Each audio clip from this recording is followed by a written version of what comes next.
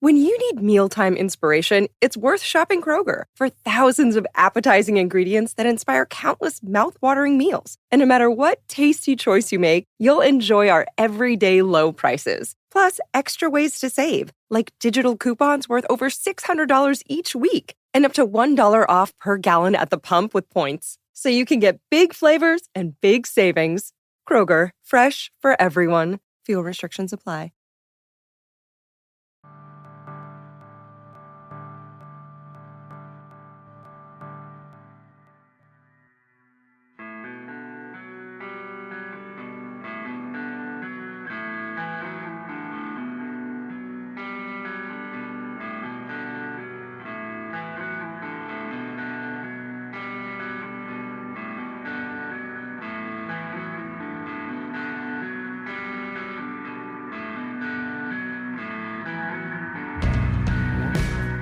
It's Deprogram, the podcast where we try to get you into a band. That's right.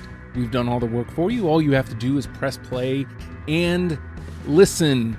And anytime you hear a tortured, sound in my voice, or, it's the Aussies. It's the Australian boys have tortured me with choice upon choice. I never know how to play when these boys are on. Again, I never know like the actual order of how these ones come, because I feel like we record one and then Josh messages me, hey, me and Jamie would like to do this. So we'll start with you, Josh. Talk to me about Methyl Ethel and why this was the next one on the board. Surprisingly, first time I ever heard of Methyl Ethel was at a gig, and I didn't particularly enjoy it because not because of Methyl Ethel, but because of all these bogan Australian males in Hawaiian shirts bouncing around and acting like fuckwits, effectively. But then later on through, Gemma and I used to be on the radio in Australia, youth radio, called C90.7. And Methyl Ethel used to play a lot on the channel. So Jamie and I both mentioned a few times, these guys are pretty good. So, now I've fired through a few that Jamo and I both like. I was like trying to think of what's another band, and Methyl Ethel's one that I know Jamo likes, and I'm like, I need to get into them a bit more, so this will be a good excuse. Okay, all right. Yeah. So, following along with your pal, I like it. So that means, technically speaking, your lead here, Jamie. Talk to me about Methyl Ethel and why do you like them better than Josh does?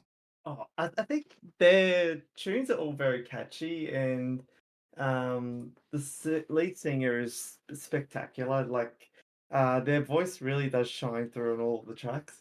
I mean, I'm sure I'm not the only person who heard Methyl Ethel the first time. It was like, this chick has a really good voice. You could say that. And, you go through thinking it's a female lead vocalist until you see the album cover or any photos of the band, and you go, oh shit, it's a guy with like this really kind of high pitched but really nice voice. And in a lot of the tracks, as you go through their discog, you really can tell like his vocals and the lyrics are really key parts of what make Methyl Ethel, right? And they're also, they're a lot of a airy sounding kind of group. But then there are some tracks which can be like dark and brooding, so you get a real good mix with them. And they are definitely kind of leaning a bit more on the poppy side, because they are played quite a bit on the radio, which is probably a good thing, because they are, I think, a more renowned group in Australia, at least in the indie and young scene. Well, my dumbass only just discovered recently that it's the one guy, like Tame Impala. He has a touring group, but it is all one guy. Oh. There you go. No more than I do, so. Yeah, so I respect that, because I know, and as you know, Justin, like, as much as it's fun writing and trying to record songs by yourself, sometimes you just need someone else to tell you if something's good or not. Obviously, this guy has great interest, and a few times going through the song. So his name's Jake Webb. A few times was going through it, I'm like, he's a really good arranger of songs, and he builds good atmosphere in his songs, but like still takes me by surprise with little different chord changes. When you think the mood is set for a song and it's like good, and you're like, okay, I can understand if he sticks with this for the whole song, then there'll just be this big change out of nowhere. So I know it's hard enough to think of more than one idea for a song, let alone two or three. So props to him. Yeah. I think I want to expand on that atmosphere. You brought it up, and I feel like a lot of the times that's what makes these episodes hard for me, is a lot of the bands that when you guys are coming on, it's a lot of atmospheric music, and like Vibey. it's great to listen to, you know what I mean? Like it really is, but it makes something like this like really hard to kind of pick and choose for the songs. Like I found myself, it is great to know that it is one person, because that definitely, yet again, it changes my entire perception of even the songs that I chose. And you know, it probably might have grabbed a couple more, you know, like had I known that going in. But atmosphere was definitely the thing. And you know, I curse you guys every time we do this, because like you get into the album, you're like, yeah, okay, this first album, yeah, I'm in. And then the next album comes and it's like slightly different, slightly better, and you're like, uh-oh, okay. And like, I don't know, most bands you hope have that same arc, but it seems to be a very consistent thing with the bands that I'm doing with you guys, that you fall in love with a record and then the next one is even better. So again, this is a band I didn't know at all. And fun trivia before we talk into like Lois or list choosing. I was watching, it's always comes back to Andy Donna with you boys.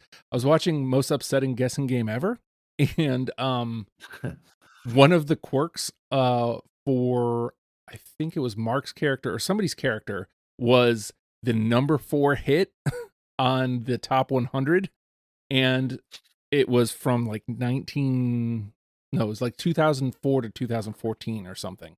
And one of those number 4s was Methyl Ethel. So, oh, wow. Yeah, that checks out. I'm assuming that was Twilight Driving. I don't know. I don't know if they Probably. said I mean, the title I of guess the name. it's worth. Number 4 in the top 100 between 2004 and 2014. That's very niche. Yeah. I mean, I guess it's worth noting. So the top 100, I guess for people who aren't aware, is this big countdown, which one of the community radio, like the largest community radio station in Australia does, called the station's called Triple J, and they do the top 100 songs from the previous year. And it's a really big thing. And up until recently, it was always like they would have the voting for a month or two prior to when they did the countdown, and then they would always do the actual countdown of the top 100 songs on Australia Day, which is the 26th of January. But then with all the controversy around what that day represents these days, they've kind of gone and just done it on the weekend around that, rather than doing it on the particular day now. Yeah. But yeah, it was always a thing where around that long weekend, they would be doing their countdown, and it's something that like a lot of people in the country tune into, even if they don't listen to Triple J. Normally, they would listen to this top 100 countdown, and it would usually, like, it doesn't just have Australian songs, because it obviously goes with a lot of songs, the big songs of the year from everywhere in the world, but obviously Australia has quite a big representation in it. And yeah, Methyl Ethel with their album "Oh Humane Spectacle" would have definitely been one of the bigger ones that when they first really got introduced into that countdown, and then they came along with "Everything Is Forgotten," and that really was a big album for them, because that was played very frequently on the radio. It was heavily featured in the top 100 for that year. So, you know, he really does a really good job of not only just making songs which are good, but making songs which really does appeal to a broader audience in Australia. Well, let's talk about song selection then, to that point, Jamie. So Josh, this isn't you know, a huge undertaking as far as time, as far as amount of songs. I think it was 61 songs, 4 hours. Like it's a manageable amount. But you're talking about, again, when you're talking about atmosphere, like what do you do? Like which songs do you pull forward to go, yeah, this is the one that's going to get somebody there? I actually found it one of the easier lists to do. Mhm. I think I've done about 9 or 10 shows now. In that, a lot of the obvious ones popped up early, and while I think I originally had a list of about 30, I found it easier to drop them down. Mm. I don't know why, but yeah, it wasn't a pained process, and I didn't really have to come up with niche logic to cut it down to 20 as I usually had. I've had 20 for about a month now, and I haven't really overthought it. I've just stuck to that. But I suppose like the last show, the Phoenix Foundation, I've gained a much greater appreciation for the band from doing this. Yeah, I think, well, again, I didn't know them from Adam or Steve before this, so like now I know who they are, and I definitely have gained a greater appreciation for them. But Jamie, as you're going through it again, probably the bigger fan here. Like, does that make it more difficult for you, or did you have an easy go of it? Well, for me, I took the approach of being really, really harsh with my selection because I'm so familiar with their songs. It's very hard for songs to stand out to me. So I would listen to their albums with the intent of compiling the songs for this for the programmed list, and I ended up just selecting the ones that I knew from title that were good rather than hearing it going, adding it to my list. And funnily enough, my first pass, I ended up getting 20, and I'm like dead on, and I'm like, hang on, no, surely I've missed some by not actually focusing properly into it.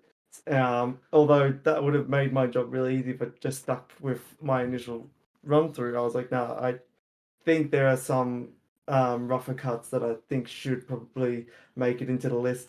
Ended up adding another 5 tracks and also adding ones or being told by Spotify that I've added songs for a second time, going, okay, well, clearly this is one of the key ones that should be on my list. You're cruel to yourself, there, mate. I would have very gladly taken that opportunity. Like, only 20? All right, I can focus on thinking about what I'm going to say now. I think because like their first 2 albums in particular are probably my favorites, but Triage and their latest album Are you as haunted? well. Oh, actually, sorry, they've got like that Her Laugh EP, which I always knew was good. But yeah, Are You Haunted and Triage were ones where like it takes a couple of listens to really appreciate some of the rougher cuts on there. And even like the singles from that, I think I did tend to go towards the rougher cuts on those newer ones. But for the first two, it was just so easy to pick a large handful of tracks because they're both such great albums. Yeah, I think you just stumbled on what I accidentally did. Is like I said before, I feel like they got better with each album for sure, and you can tell, and the choices got harder. But I think when I went back through Mm. to like pick my final 20, I tended to lean towards the first two because it felt like they stuck out more. I'd have to like actually look at, list separation. Like I didn't put down which comes from which album, but it does feel like it feels like more survived the second cut from the first couple than the later stuff, even though I think technically maybe there's probably songs in the later stuff that I like more. um I definitely try to be mindful Yeah, of. I was just gonna say, like, at least at this point in time, the key tracks from their first 2 albums are kind of iconic. So that's probably why it was more prominent in the list. All right, so let's I never know where to go when with you guys. Like it I think Phoenix Foundation we had a good amount, but I feel like it's almost always a low amount of unanimous. All three of us are always kind of off playing in our own corner of Discogs. So everything we've said so far, Josh. Yeah, and I'm pretty sure Josh has like gotten it multiple times. Yeah. So I don't know what it is, but I'd like to win this Wha- game at 1 point for once. One of these days, Jamie. One of these days. Maybe today's the day. Josh, what do you think? How many are we gonna get through unanimously? I reckon I've got 5 a few times, so I'll just roll with that. Fit Yeah. each way. There you go. Yeah. I mean, it's right down the middle. Seems feasible every game. So, what do you think, Jamie? Higher or lower than 5? You know, I'll go 6. I can see that probably 6 is very doable. All right. Well then. So the 20. So the question is, do I go one more or one less? Because both ones I was looking at are gone. So do I go 4 or do I go 7? At the risk of, again, if I'm gonna win, I want it to be because we did really well. So I'm gonna go with 7.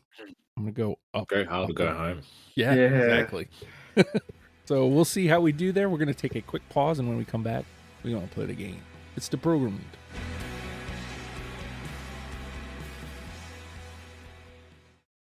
With that, the name of the game is Deprogrammed. The three of us have combed through the Methyl Ethel discography and plucked out 20 songs that we're now going to mash together in an attempt to create a top 10 starter kit for you, in case you have never given Methyl Ethel the time of day. And I have zero gameplay here. I honestly do not know. I have no idea where I want to go. So let's trot out the first one that I knew like was gonna, the first one that got me. Tilted. Yeah, that's a good one. No, I do not have that one. Well, the thing that's cool about that one, Justin, is that it sort of like floats around with this like reverby guitar, and then he sort of like sings falsetto, and he like rises, like sort of rises in key, and then the drums come in, and the chorus is like tranquil, like it's just perfectly done. Yeah. Yep. Very atmospheric, as mentioned. Yep. All right. Well, it's got to pretty much sum up the first few. Yeah. All right, Josh. I might go for an earlier song as well, and something that I think is as beautiful as anything they've written, and that's Architecture Lecture. Yeah. The two. I'm sad. Josh, you got to tell the story of how you really got into this track, though. I have no idea what you're talking about. So it's on my list because I remember Josh had just listened to Methyl Ethel live, and he mentioned, he didn't have such a good experience because of the people around there. But then he goes, there was one tune that he didn't recognize properly, and it kind of, because when you listen to Architecture Lecture, it kind of has that brooding central to ending of the song. And he was telling me, the bass for the song was just massive for this, and they had, in his opinion, turned it up, and it really added to the track. So I'm like, you know what? I really gained a higher appreciation for that tune when Josh had given me that analysis of it. I like it. Well, it just goes to show, like, you're hearing it. It's not often I'd go to a concert before really knowing a band, but I had this friend that she used to take me to a lot of good bands, so I sort of trusted her choices in music enough to just listen to them, without even hearing them beforehand. But yeah, as I said, though, people being annoying, sort of like pushing to each other, which I don't make sense. Like, why would you mosh to like such a pretty sounding band? But then I remember hearing this like song almost like glittering in like this dark, dirty club, and it's like this real nostalgic sounding song about being a child, and I'm like, what the hell? Where did this come from? I couldn't ignore it. I like it. All right, Jamie. I've got to go for what I believe should be a hit, and that's Twilight Driving. Yeah. Do I really not have that? No, I don't. You just did a disservice to the Australian nation. It's like such an iconic song from Methyl Ethel. Like the lyric, "Gotta watch out for the ruse." It's just everyone can relate to that in Australia, 100%. trust you to focus on a very niche aspect of a song. Oh, Any cultural reference, whether it's like Kodak Chrome or whatever. Kangaroos. honestly don't know where it dropped out either. Like I got no answers for you. I don't know. It also doesn't help that All that. it doesn't help when I asked the internet, "Hey, what do you consider essential?" I got nothing in response. So that just tells you that either when I asked, Australia was asleep, or or I don't have very many Australians following me to answer the question. So, all right, well, it's got a two. Well, I might. You mentioned that one of our friends that isn't normally into any music post 80s likes Methyl Ethel, and I might call out his song soon for the next one. Okay. That he always says he likes. All right. Oh man, I have no idea where to go based on these first couple rounds, boys. I'll do this next one that was kind of jumping out at me. How about Narcissists on TV? Nah, sorry, mate. Don't have that one. Oh, on my own. Okay. All right. So Justin's way off with this list, it seems. Okay. Right here. All right. Josh, Hey, you had tilted. I like did. that. I did. Josh, Yeah. So I'm gonna go with Ubu. And for me, this is one of their biggest singles over here, and our great friend that we're on the radio with, who doesn't like any music post the 80s, liked this song and actually saw them live. So I'm like, well, that can be our audience audience chat for this one. Yeah, I got it. And even sometimes I'll just, why'd you have to go and cut your hair? That gets stuck in my head randomly, and I'll start singing it. I'm like, I don't actually understand how this got in my head right now, but that just repeats over and over. Yeah, I've got that one as well. Hey, we got one. Oh yeah, there we go. Yeah. Scott's got good taste. All right, cue that up. Whew. It always, once we get the first one, it always makes me feel better. Like it's not gonna be an episode full of the bin. It's not gonna. What was that? What was that band again? You told me last time that they had zero. Wasp. You know, Wasp. That's it. Yeah. For some reason, I was thinking of Buzz, but yeah, close enough. Oh, but yeah, yeah. Geez, I just realized that. But that album, Everything's Forgotten. I feel like he just decided I'm gonna write really good pop songs on this one. Like, I feel like he's always had this great atmospheric sound in his music, but in that album, it's not as if he loses it, but like there's a lot of songs that I like off that album that I've written notes for. I'm like, look, honestly, I don't have much to say other than it's just a nice song. I like it, but you know, it's hard, can't really focus on the instrumentation. It's just like, it's just good. Yeah, hear you. All right, Ubu is in. We got one. All right, what do you think, Jamie? Where you want to go? Let's go to Tripping the Mains. Trip the Maze. Ah. And yes, very good. I got it too. Yep. Sweet. That's really groovy for a Methyl Ethel song. Yeah, it's so poppy and vibrant. Mm. Yeah, it's still got that dreaminess about it as well. Mm. I think what we're stumbling upon is like the accessibility of the band. Like you can be challenging, which, you know, here's where I want to bring this up. Recently we did the Go-Betweens on the show. And at times Methyl Ethel definitely reminded me of the Go-Between, like the challenging nature of the music. And now that I find out it's one person, it really makes it that much clearer why it is. But like when you hone that in, like on like these last two songs, and you kind of like you make the inaccessibility like poppy, which then you know turns it that 1 degree enough to make it accessible. Now you got something. So I think we stumbled onto it there. So we got two. I mean, that's a really good start, and I feel like there's a bunch out here. So. I was worried that my 6 is going to look stupid. So how do you think I feel with 7? So, okay. Oh wait, let me mark off Trip the Mains, so I don't gotta call that one out. Well, all right. How about number 28? Yeah, mate. That was, but isn't on my list. Ooh. All right. I kind of like I was in a bind. I was like, I know that this is probably going to be one of the ones that will be on there. So, but it just didn't make my cut. So I'm like, if it comes down to it, that's probably one of the ones we could probably add in comfortably without me feeling any resentment. But yeah, it just didn't make my 20. There you go. Sometimes it'd be like that, Jamie. You know it. All right, Josh. Now, on the subject of great pop songs of Everything Is Forgotten, I'll think, and excuse me because I'm going to pronounce this wrong. Femme Maison / One Man House. Yes. Oh, thank God. So I don't have it, but I think I overthought when it came to that one because I was listening to it just before we got on here, and I was like, I have this one right.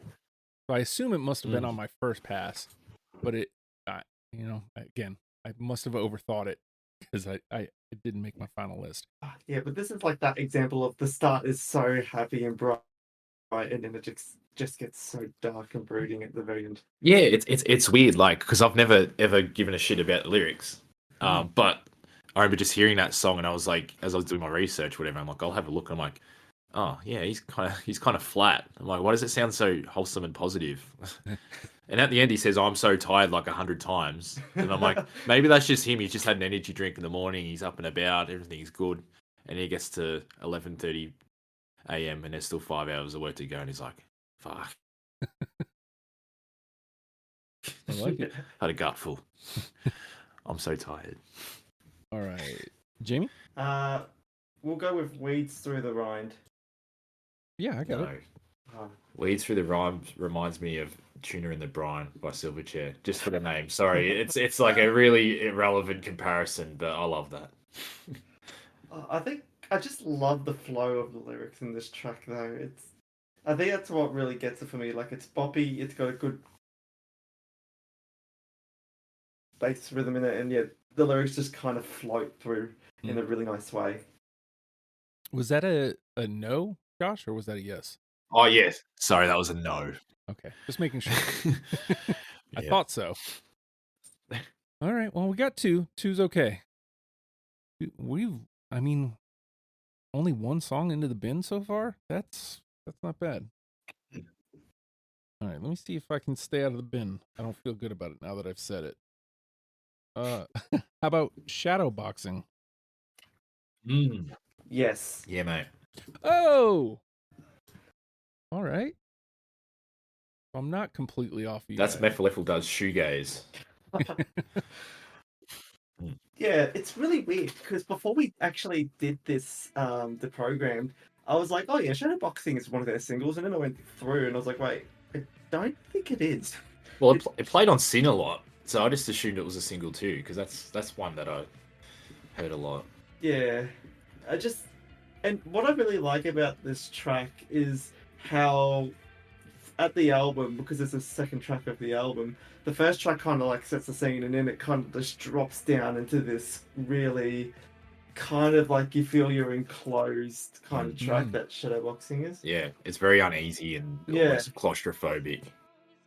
And even later in the song, like, they've got their whole atmosphere and their drumming, and then that sort of bridge later in the song where it's just the guitar and him actually singing in a, like, almost half talking in a lower sort of register. It's like really creepy. But then the chorus comes back in at the end and has more power. Like, that's one of those little great songwriting things where he's built up this atmosphere and it's sort of been repetitive.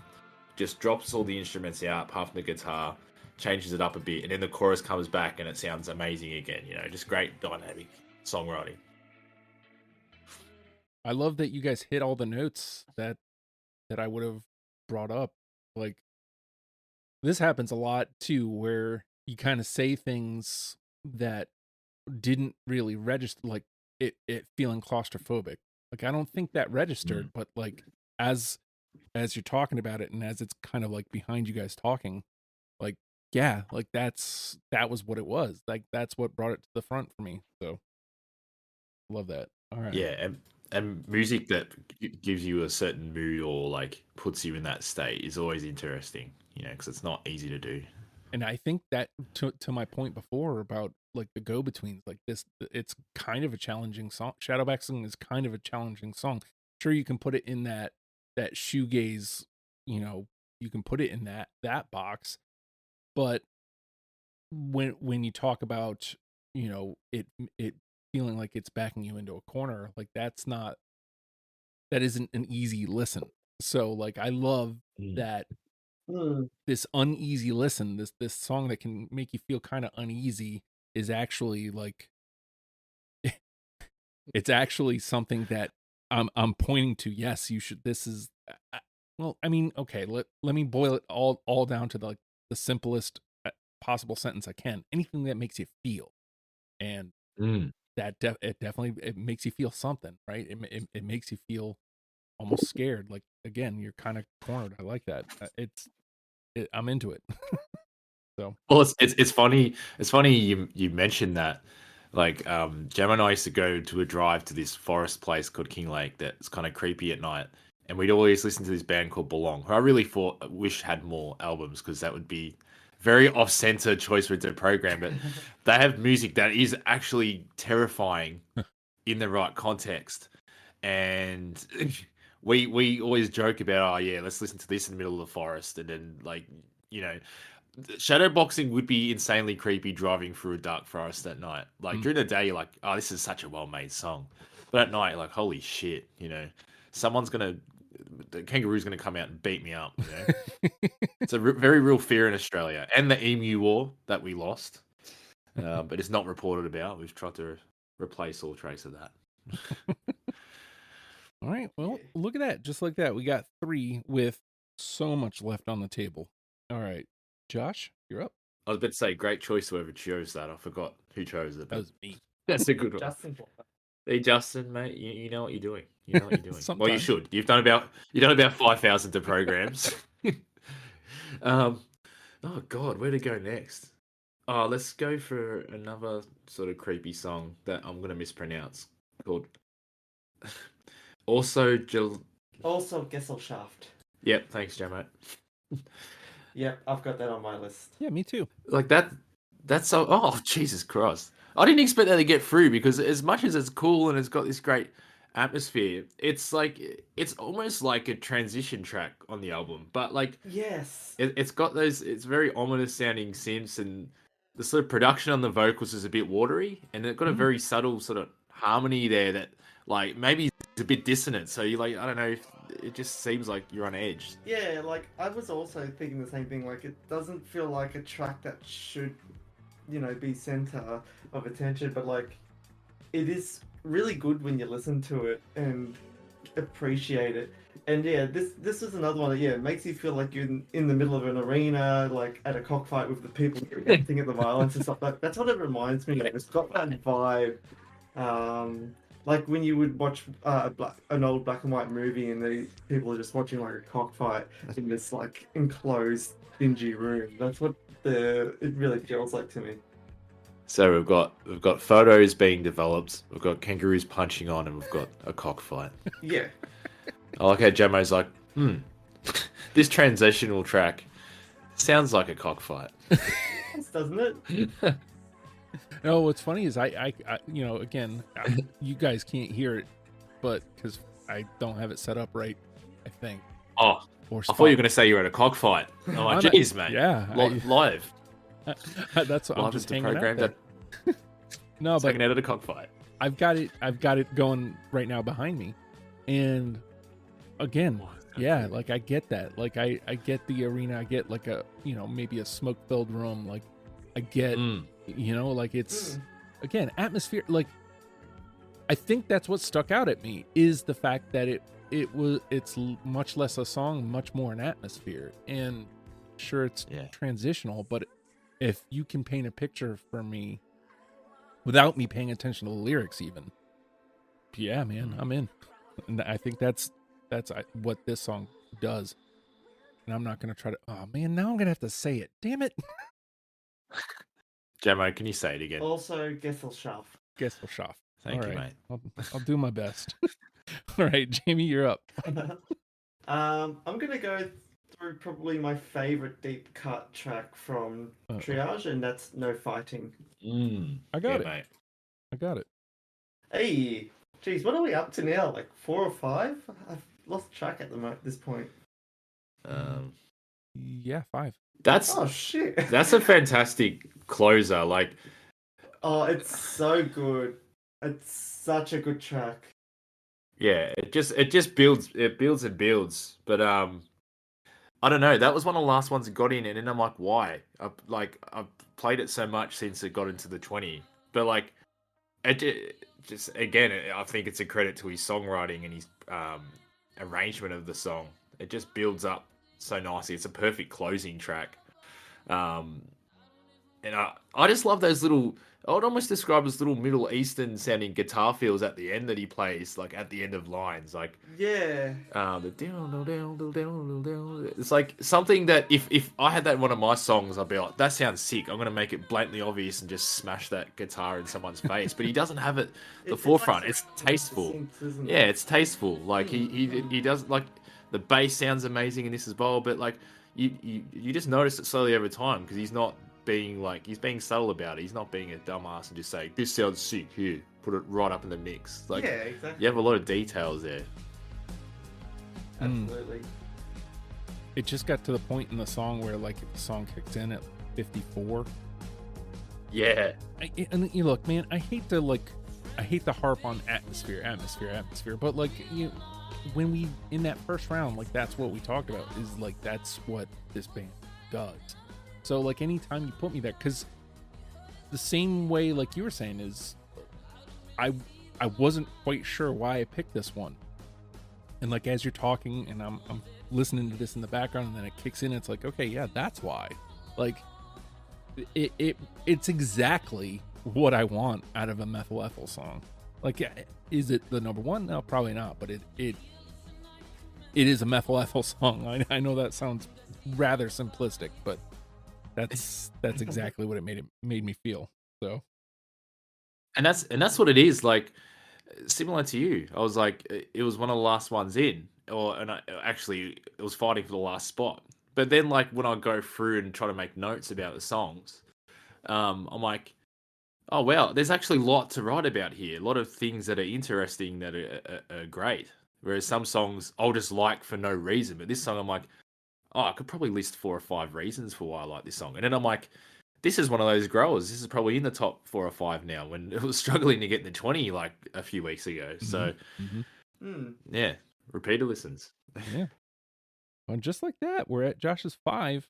So, I mean, I think I still have like I still have half a list. So. Yeah, when you said you didn't have Twilight Driving, I had no clue where this was going to go. So the fact that we've hit 5, like I expected it, but I was nervous to start off with. Yeah. I'm going to go with one that got me by name and then delivered via music. And if you're looking at like our main playlist, the No Fighting is technically leads into this one, even though this song is actually the start of the next one. Majestic as fuck. Yes. No, I don't. I was looking for that because I think I had that in my shortlist, but no, it wasn't in my top. The thing I remember about this track especially is I think the first and only time I've actually heard Methyl Ethel live so far was I think it was at the Twilight at the Zoo, which I think I mentioned is how I heard Grizzly Bear live when they came in to Australia. And Methyl Ethel during their set played this song, but it was unreleased at the time. So I had the tune stuck in my head constantly without any way to like listen to it. Oh no. And I was so happy when they released it. I was like, oh yes, finally. This is exactly what I was hearing when I was hearing it live. Well, I suppose, there's no threat of the band breaking up when it's him. So Yeah, you're always going to hear it. You're always going to hear it eventually. He's like, oh, damn it. He hasn't released it because he's he's broken up with the other side of his mind. And even like a couple of nights ago, like I had the track stuck in my head and I forgot what it was called. And I'm going through my list, going, I'm sure I've got this on my list, and surely enough, it was this. I'm like, of course it's this one. It just, yeah, I don't understand. The title, I guess, kind of makes sense if you want to put meaning to it, but like directly to what the song is, it makes no sense almost. I always like when, a song title attracts me and then it delivers. Like you said, I don't know that they go hand in hand, but the song title made me pay attention, and then the song plays and it delivers. And then like when I'm going back through the list, oh, this one's called Majestic as Fuck. I don't see that, but like cool. Like it delivers, and I get to say Majestic as Fuck a couple times on the show. You know what? It would actually be funny if Majestic as Fuck sucked. But Right? they're like, nah. Like that would be really funny. But they're like, nah, we weren't kidding. Here you go, mate. All right, Josh. So this was a tour, That wasn't was a it? 2. Yep. Yeah, that's a really good EP. It is. You easily could have had the entire EP on the list. Mm. My favorite song off the EP is called Charm Offensive. I remember hearing this initially and being like really annoyed at the start of it when he keeps saying I adore. I don't know, it used to just piss me off. It sounds like this gothic mantra, but then halfway through the song, like 2 minutes in, it like sort of talking about how songs can surprise me. Like it just swaps and almost glitches out and then becomes this beautiful new chord progression, and I'm like, holy shit, why wasn't the whole song just this? It's amazing. Like I love the ending of it. Like I can sort of do without the first 2 minutes. But the last minute and a half is like as good as anything they've done. Wonder. Yeah. Yeah. I got it. Yes, nice. How did I not have that on my list? Because you forgot to put it Oh, in. I must have just completely forgotten it. No, I don't have it on my list. All right, we'll take But I do really, really adore this song as well. I adore. This conversation's starting to look kind of brutal. I mean, we got the 5, and then we got Just think, Jammer. Yeah. Would have had 6 if you actually realized what you were doing, and you would have had the final say in your lap. Mate, we would have gone over. I'm sure if we got 6, we would have gotten 7. Yeah, then Justin would be shaking in his boots. Yeah, then he'd be like, "Oh fuck, not this again." always 1, 2, 3, 4, 5, 6, 7, 8, 9. Yeah, I mean, I still got a good handful left. So, you're up, Jamie. We are gonna go with let's go Kids on Holiday. Nah. Nope. I think that's the first one where we're just all kind of like, nah, no real reason. But That's because I think for me, from his latest album, that one is the one that stands out, and because his latest album, I don't think I really vibed with a heap because there isn't really a lot of major tracks on it. But this one, the more I listen to it, I'm like, I guess I kind of like dig it, and I kind of it's similar to Architecture. I actually get that I guess early childhood feel from it. Oh yeah, it's in the title. Well, Kids on Holiday isn't going to be about the Ukraine war or something. It's going to be about. Yeah, but I mean, like the fact I think in the chorus, the main lyric or one of the lyrics is ice cream," and then and then he goes, "I'm not old enough for you." Just I really enjoy it lyrically. I think that's one of the reasons why it appears on my list pretty high up on it. all right, trying to look at what I got here. I'll try this one. Like, I think we're at that point. I'll try something. How about Talk Louder? No, sorry, mate. Don't have it on my list either. This is bound to happen. All right, Josh. I think I'll choose a song from the last record, Are You Haunted? It's interesting how Jamo said that there wasn't really things that popped out initially. I don't think that's the purpose of this record. For me, like just going off the songs that I liked, it seems like he's in a more introspective, like mature sort of songwriting standpoint. Yeah, I agree. Like and I'm gonna put forward the song "Ghosting" off that record. Funnily enough, the album's "Are You Haunted?" The song's called "Ghosting," and it is kind of haunting. It's really mournful and sort of eerie. You can almost imagine this being played on a piano in a dark, empty house. I got it. Yeah. I unfortunately Oh, don't good. have it. But like to put it into perspective, like I could imagine Radiohead, creating a song like this. Yeah.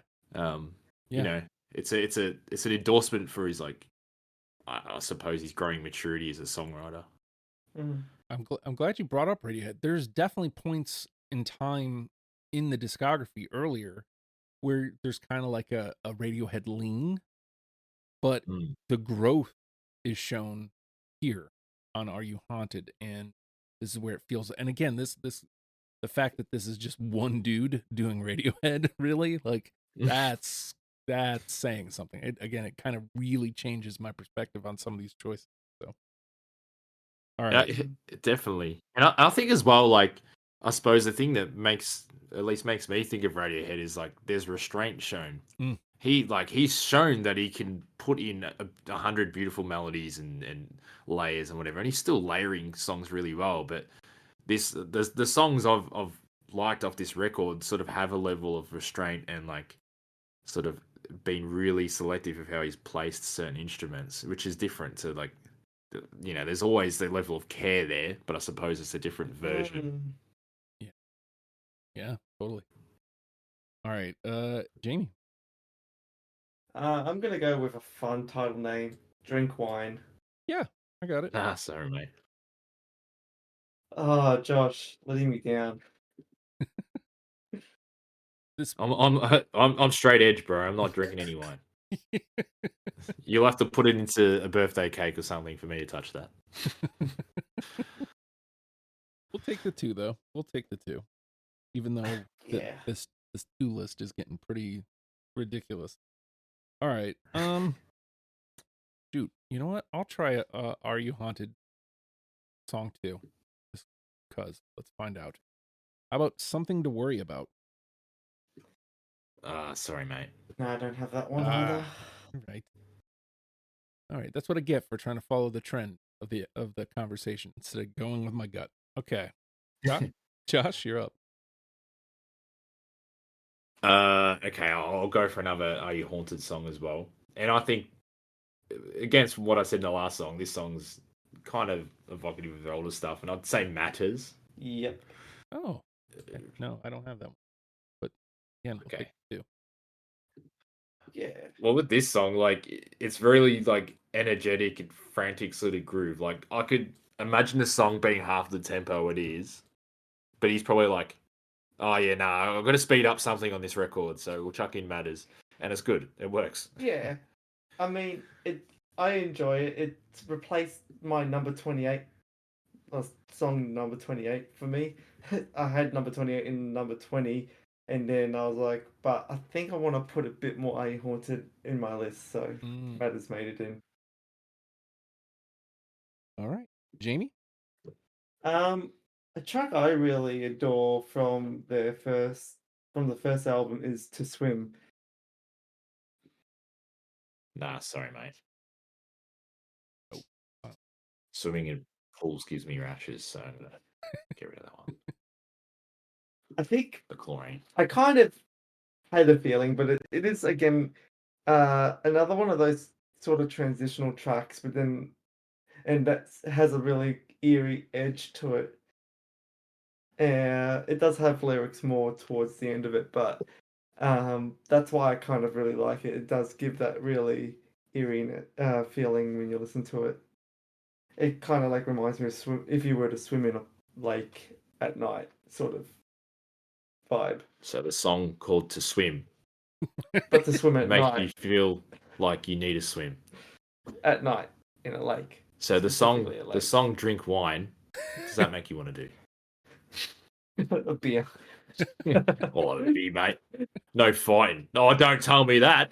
Russell Crowe fighting around the wheel. All right, so I only got 5 left. I think think what we'll do here is we'll do one more round and then we'll dump out. So I'm looking at 2 songs here, and I think this one kind of jumps out at me a little bit more. So we'll see how this one does. How about Artificial Limb?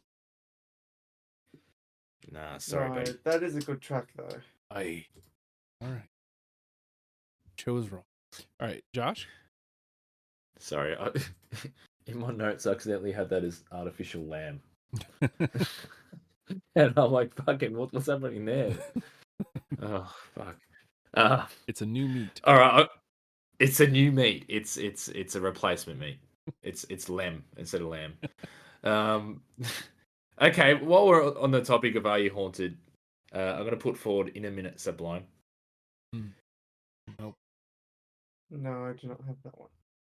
Well, that's a pity because this is another song that reminds me of another artist I like. This sort of reminds me actually of Damon Albarn's solo work. Oh. And he's collaborations with Bobby Romack, so obviously of Blur and Gorillaz fame.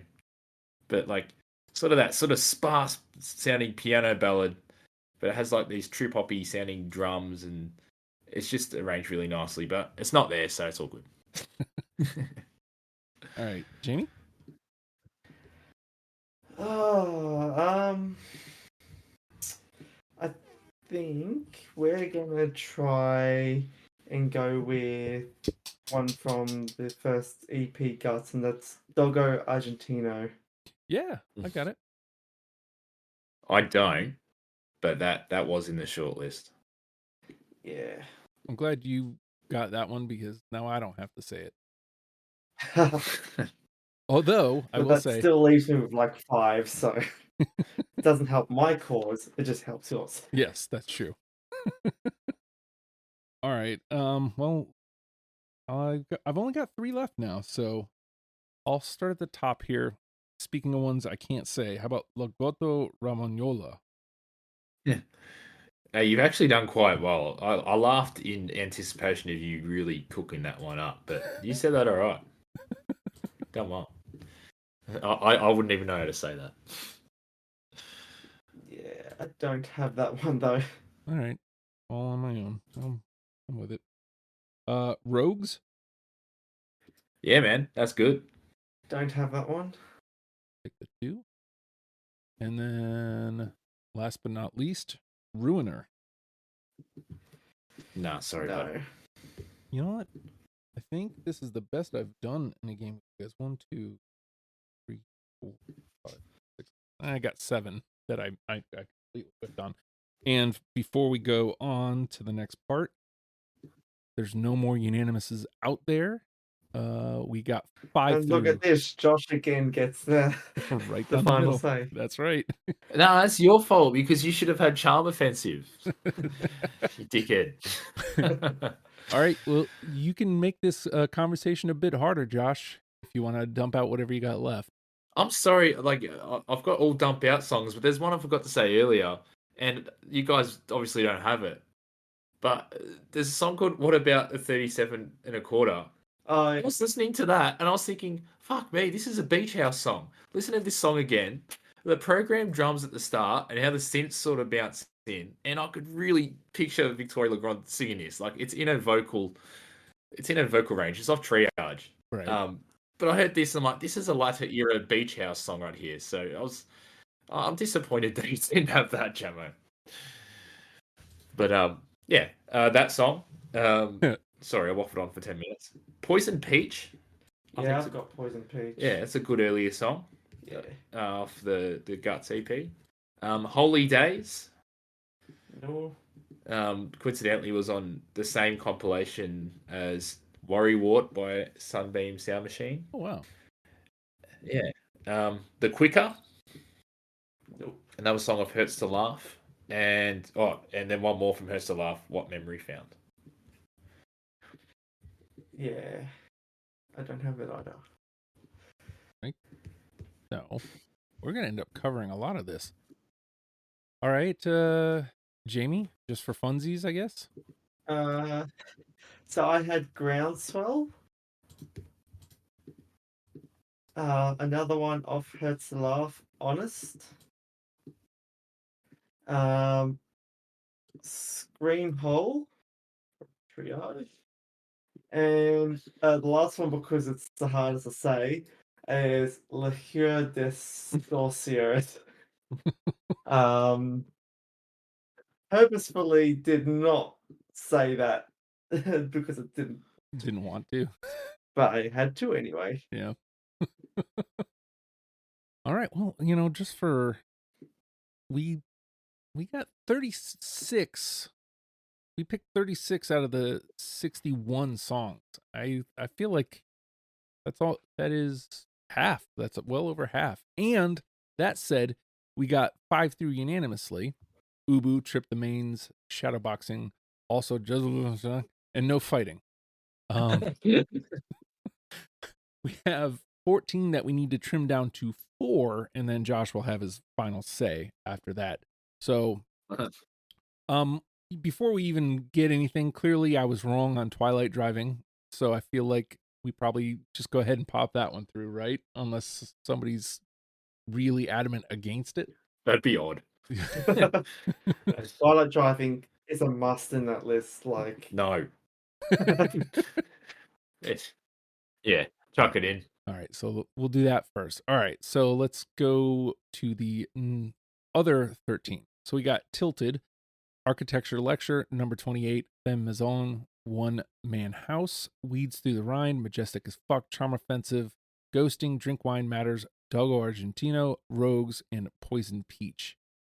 So is there one, Josh, that you're kind of looking at that is like, man, I can't believe we didn't land that one? Yeah. Purely for my well-remembered experience that I forgot. Architecture Lecture for me is just like sort of timeless sounding track.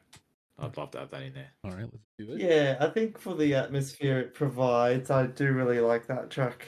Like for a band full of atmospheric songs, that's even more atmospheric. There you go. Right, we'll get that one. The same question to you, Jamie. Is there one that you really can't believe? Or is there one that you wish you would have had to make unanimous? Yeah, I think based on that, the one I missed from Hurts to Laugh, Charm Offensive, like that, I'm happy for that to make it onto the list. It wasn't on my list, it wasn't in my short list, but it should be on the list. All right, boom. Like that. We're already up to 8. So, right? I think 8. Yeah. All right. So let's leave Josh out of this one because he's got the final say. So this one's between you and me, Jamie. We've got 11 here. Tilted, number 28, Amazon, Weeds Through the Rhine, Majestic as Fuck, Ghosting, Drink Wine Matters, Dogo Argentino, Rogues, and Poison Peach. The one that's kind of jumping out at you. Do we need to take album representation into account here? What do you think? The three that jump out to me are Weeds Through the Rhine, Dogo Argentino, and Poison Peach. Now, I feel like we've already got a good, like, a representation from Guts being Architecture Lecture, and having Dogo Argentino and Poison Peach on there might be really increasing that representation too much. But it is a really good EP. But I do also, really enjoy Weeds Through the Rhine. It's one of my top 5 songs, but so is Dogo Argentino. Makes it really hard. And also Femme Maison is another one that is high on my list. So yeah, it's a very difficult choice, but I think having more representation from the second album is probably, and having Weeds Through the Rhine in With it. I'm with it. Let me before is probably where I would start going towards. So before I officially pop that one through, the only thing from Teeth that we have alive is Tilted. I did mention that it was where I kind of clicked in. Are we okay with leaving out representation for that? Because again, both of these songs I had, so I'm good with Weeds Through the Rhine. But Yeah, I just wanted to make sure. guess For me, Teeth didn't really connect with Gotcha. me, so I don't have such a yearning to have it in the list. All right, I'm with it. Let's grab Weeds Through the Jomo. Rind. Jomo has a lot of cavities, so it's like an issue for him. What are teeth? I just You don't drink barrack for everything. Collingwood, mate. You've got a few. All right, so Weeds Through the Rind is through. Now, Josh, again, it can be something that's alive. Of course, your boy would appreciate that, but it doesn't have to be. It could be anything here. So the final say is all yours.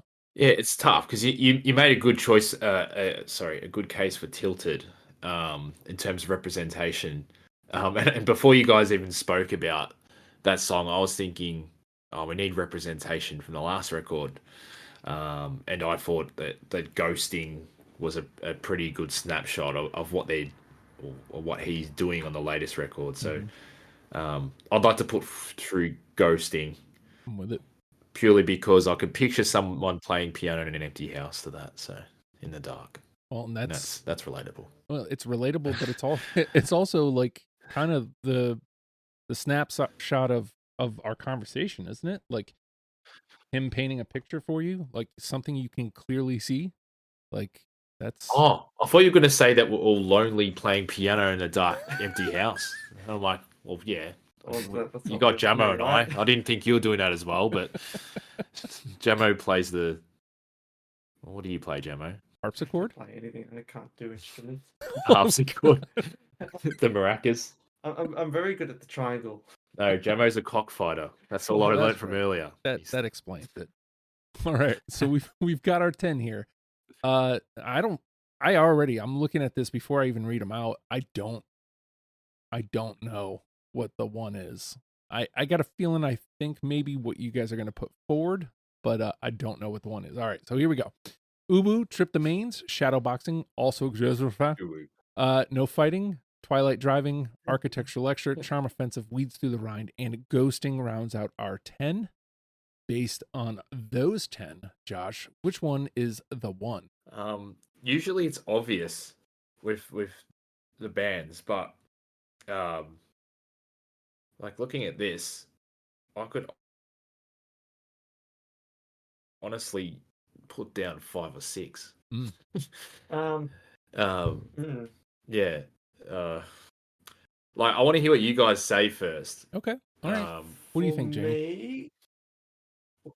For me, I believe it's a choice between Ubu and Twilight Driving. Those are the two songs which have the most popularity in Australia. So therefore, anyone who probably hasn't heard of Methyl Ethel but would like to, going with what's tried and tested in Australia is probably where I would start to head the playlist. But you know what? Justin, you didn't have Twilight Payment. Twilight Payment. It's a Marvel Cup winner. You don't have Twilight Drive, did you? No, initially. I didn't. No. And let's not give them the obvious one. Uru would be the obvious one.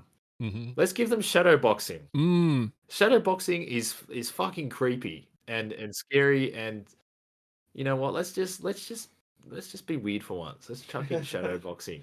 Isn't that the song that reminds you of a cockfight? No, that was more. Well, this song reminds me of cockfighting, and that should be the song. You know, we want people to think of cockfighting when they think of Methyl Ethel. Yeah, Shadowboxing is enclosing, but like, I think when I'm listening to the first album, when this track comes on, that's when the album really kicks off for me. Like, and I guess that can also be true for anyone listening to a Methyl Ethel playlist.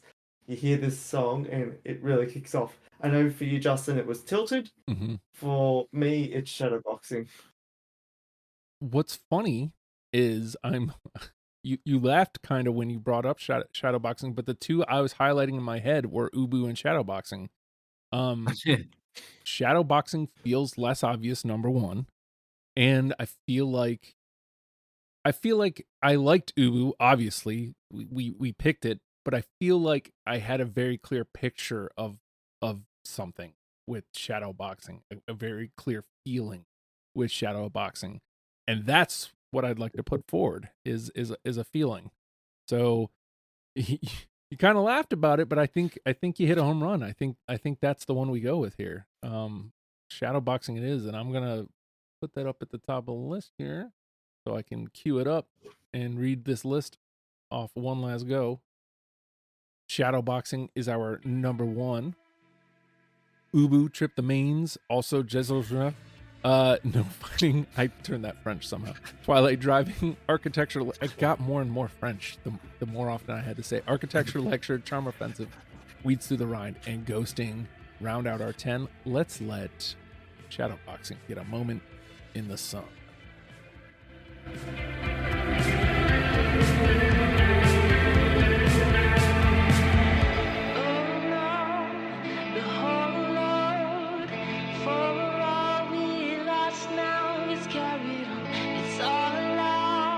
Yeah, kind of creepy.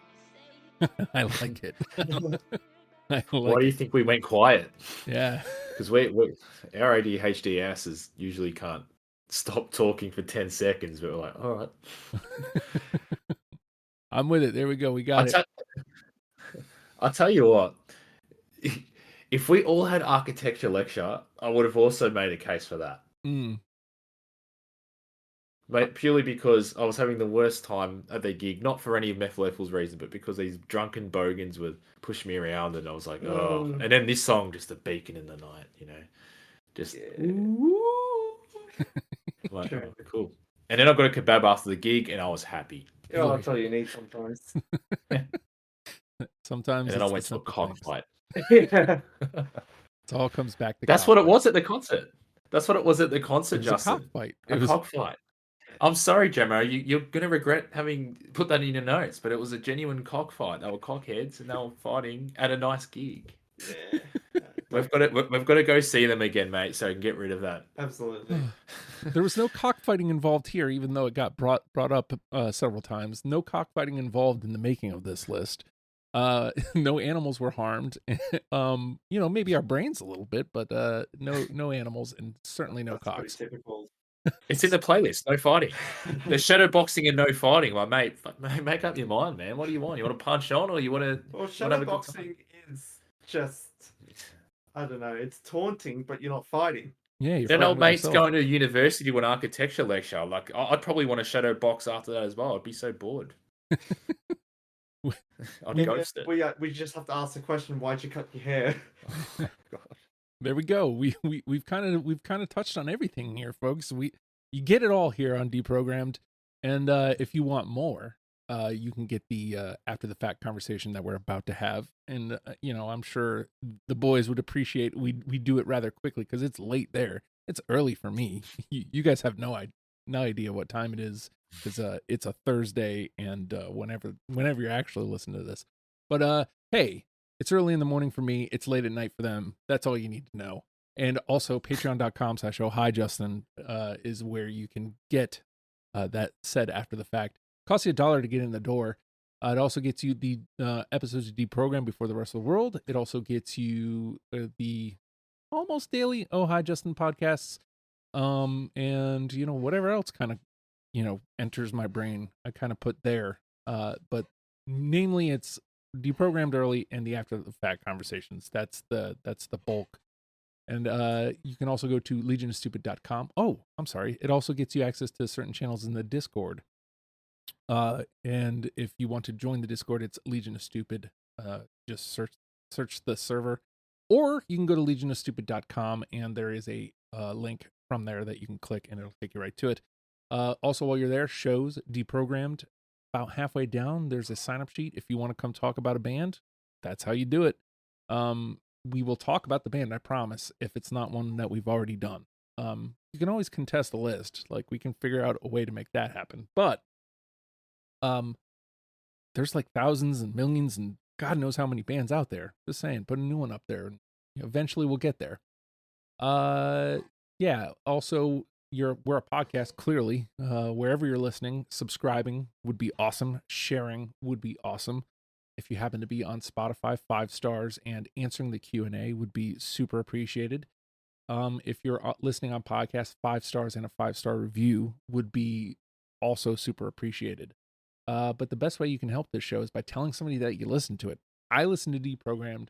You should too. I would appreciate that more than I could put into words ever.